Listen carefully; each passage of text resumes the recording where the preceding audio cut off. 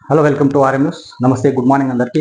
ఈరోజు ప్రవాహత వెలుగు సంబంధించిన తెలంగాణ వార్తలు. ఇక పాకిస్తాన్ బరి తెగింపు, ఇక యుద్ధానికి కాలు దువ్వేలా నిర్ణయాలు తీసుకుంది అన్నట్టు ఒక వార్త. ఇక సిమ్లా శాంతి ఒప్పందం రద్దు చేసుకున్నట్లు కూడా ప్రకటన చేసింది. ఇక సరిహద్దులో యుద్ధ విమానాలు మోహరింపు, ఇక అక్కడ ఆర్మీకి సెలవులు కూడా క్యాన్సిల్ చేశారు. తర్వాత సింధు జలాల అగ్రిమెంట్ రద్దును యాక్ట్ ఆఫ్ వార్ అంటూ కామెంట్ చేయడం జరిగింది పాకిస్తాన్. ఇక టెర్రరిస్టు పని పట్టేందుకు ఇప్పటికీ 5 కీలక నిర్ణయాలు తీసుకున్న ఇండియా, ఇక అందుకు ప్రతిగా రెచ్చగొట్టేలా పాకిస్తాన్ కూడా అలాంటి నిర్ణయాలు తీసుకుంటుంది. ఇక వాఘ బార్డర్ను మూసిస్తున్నట్టు వెల్లడి, తర్వాత తమ దేశం నుంచి ఇండియా వెళ్లిపోవాలని ఆదేశించింది. ఇక భారత్ విమానాలు అనుమతించబోమని కూడా ప్రకటించింది. తర్వాత కరాచీ తీరంలో క్షిపణి ప్రయోగాలు కూడా చేస్తున్నట్టు ఒక వార్త. ఇక తిప్పికొట్టేందుకు మన దేశం కూడా రెడీ అవుతుంది. ఇక స్కిమ్మింగ్ టెస్ట్ సక్సెస్, ఇక అక్రమాల పేరిట సైనిక విన్యాసాలు, ఇక అలర్ట్ గా ఉండాలని భద్రతా దళాలకు సందేశం. తర్వాత ఇక కేంద్రానికి మద్దతు ఇస్తున్న అన్ని పార్టీలు, మరి దాదాపు అన్ని దేశాలు కూడా మన దేశానికి సపోర్ట్ చేస్తున్నాయి. ఇక కాశ్మీర్ పర్యాటకులకు పొట్టు పెట్టుకున్న టెర్రరిస్టులపై యూత్ భారత్ నిప్పులు జరుగుతుంటే, ఇక పాకిస్తాన్ మాత్రం మన దేశంపై యుద్ధానికి కాలదువే నిర్ణయాలు తీసుకుంటుంది. ఇక బరి తెగింపు చర్యలు తిరుగుతుంది. ఇక ఇరు దేశాల శాంతి కోసం 1970లో కుదుర్చుకున్న సిమ్లా ఒప్పందం రద్దు చేసుకున్నట్లు సమాచారం బుధవారం కూడా ప్రకటించింది. ఇండియాతో ఎలాంటి వాణిజ్య వ్యాపారం సంబంధం ఉండబోమని గతంలోని అన్ని అగ్రిమెంట్లు రద్దు చేసుకున్నట్లు తెలిపింది. ఇక ఇండియా విమానాలు తమ భూభాగంలో అనుమతించబోమని, తమ దేశంలో ఉన్న భారతీయులు 48 గంటల్లో వెళ్లిపోవాలని ఆదేశించింది. ఇక సింధు జలాల ఒప్పందం రద్దును యాక్ట్ ఆఫ్ వార్ అని పాకిస్తాన్ తెలుస్తుంది. ఇక సరిహద్దులో విమానాలు, యుద్ధ విమానాల మోహరింపు, క్షిపణి ప్రయోగాలకు రంగం సిద్ధం చేసుకుంది. ఇక పహల్గాం టెర్రర్ అటాక్ వెనుక పాకిస్తాన్ హస్తం ఉందని టెర్రరిస్టులకు వంత పడుతున్న వాళ్లను వదిలేది లేదని ఇప్పటికే భారత్ ప్రకటించింది. ఇక ఈ క్రమంలో పాకిస్తాన్ దౌత్యపరంగా బుద్ధి చెప్పేందుకు పలు కీలక నిర్ణయాలు కూడా తీసుకుంది కేబినెట్. తర్వాత ఇక అలాంటి సమయంలో సిమ్లా శాంతి ఒప్పందం రద్దు చేసుకున్నట్లు పాకిస్తాన్ ప్రకటించడం ఇరు దేశాల మధ్య యుద్ధ మేఘాలు కమ్మ పునేలా చేసింది. ఇక పాక్ చర్యలకు బలంగా తిప్పికొట్టేందుకు భారత్ కూడా రెడీ అవుతుంది అన్నట్టు ఒక వార్త.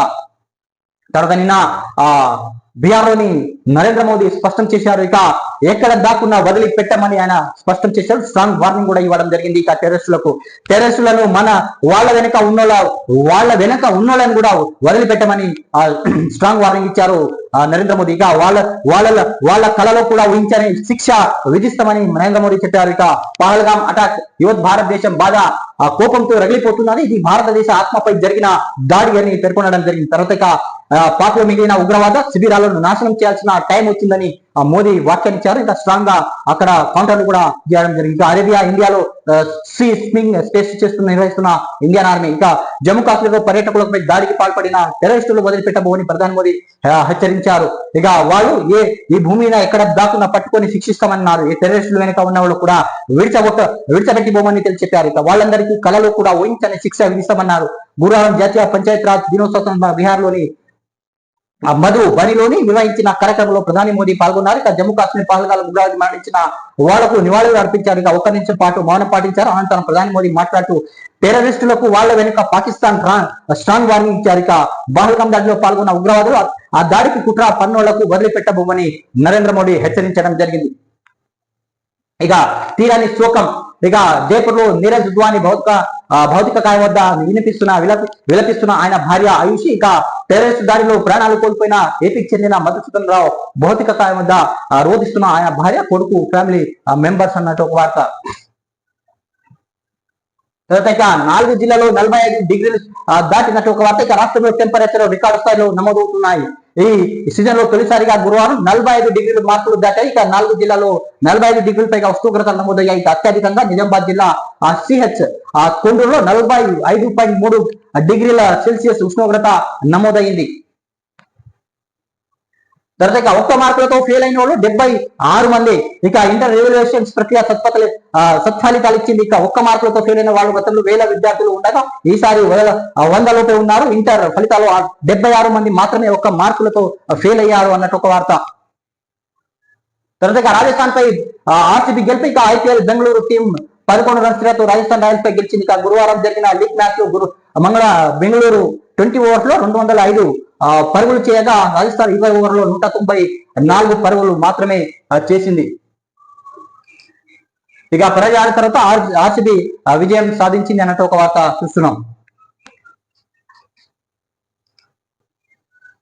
తర్వాత ఇక బీర్లకు మస్తు డిమాండ్. ఇక రోజు 3 లక్షల కేసులు దాకా అమ్మకానికి మండుతున్న ఎండాలిక పెళ్లిల సీజన్ కారణంగా 2 నెలల్లో 1.5 కేసు బీర్ల అమ్మకాలే టార్గెట్ అన్నట్టు ఒక వార్త చూస్తున్నాం. తర్వాత ఇక నిషేధిత జాబితాలోకి భూదాన్ భూములు ఇక చేర్చాలంటే హైకోర్టు మధ్యంతర ఉత్తర్వులు. ఇక ఎలాంటి లావాదేవీలకు అనుమతించబోదని కామెంట్. ఇక 20 మంది ఐఏఎస్ ఐపీఎస్ వారి కుటుంబాల సభ్యుల నోటీసులు. ఇక లిస్ట్ లో నవీన్ మిట్టల్, అమోస్ కుమార్, మహేష్ భగావత్, స్వాతి లక్రా, రవి గుప్తా, సోమేష్ భార్య అన్నట్టు ఒక వార్త చూస్తున్నాం.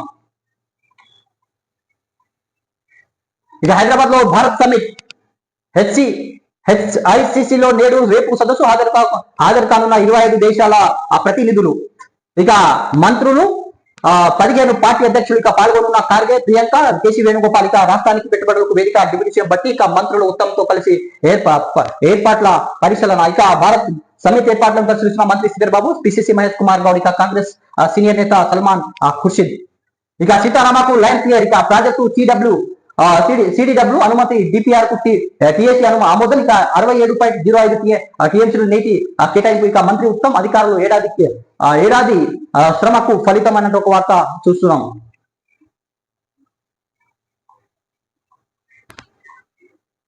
ఇది తర్వాత వెలుగుకు సంబంధించిన కొన్ని హెడ్లైన్స్ అనేది ఈరోజు చూసినాం. ప్లీజ్ సబ్స్క్రైబ్ చేయండి, లైక్ చేయండి, కామెంట్ చేయండి, షేర్ చేయండి. మీరు ఏదైనా సలహాలు ఇవ్వాలనుకుంటే సలహాలు మీరు కామెంట్ రూపంలో తెలియజేయండి. Thanks for watching RM news.